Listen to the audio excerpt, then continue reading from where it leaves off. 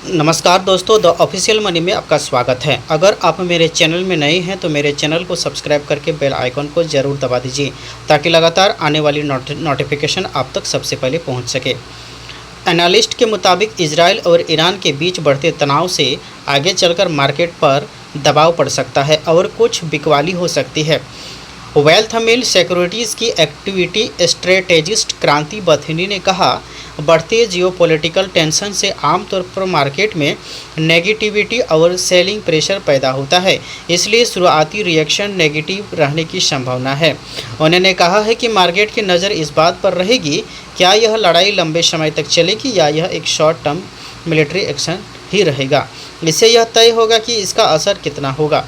America Iran के बीच बढ़ते तनाव की वजह से कच्चे तेल की कीमतों में तेज़ी बनी हुई है। इस लड़ाई से हरमुज जल डमरू मध्य से होने वाले ट्रेड में रुकावटों की चिंता है।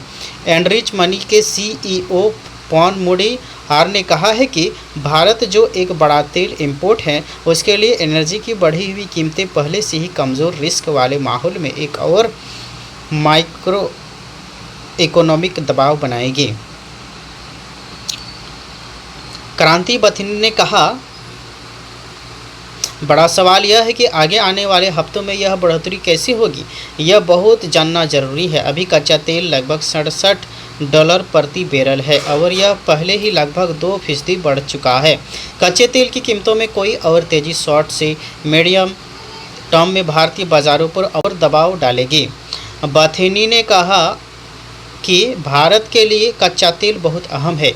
हमें कच्चे तेल की कीमतों पर करीब से नज़र रखने की ज़रूरत है। अगर कच्चे तेल की कीमतें तेज़ी से बढ़ती है और मान लीजिए कि ये $80 प्रति बैरल से ऊपर चली जाती है तो इसका भारतीय बाज़ारों पर बड़ा बुरा असर पड़ सकता है।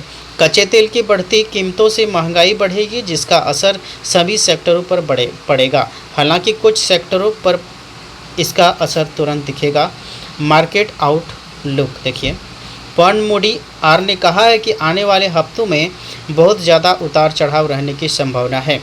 मिडिल ईस्ट में बढ़ते तनाव से यूएस और ईरान के बीच सीधे टकराव और गंभीर होने का खतरा बढ़ रहा है। आमतौर पर ऐसे माहौल में शॉर्ट टर्म में एनर्जी और डिफेंस स्टॉक को सपोर्ट मिलता है। गोल्ड और यूएस ट्रेजरी जैसे सेफ हेवन में भी निवेश बढ़ता है।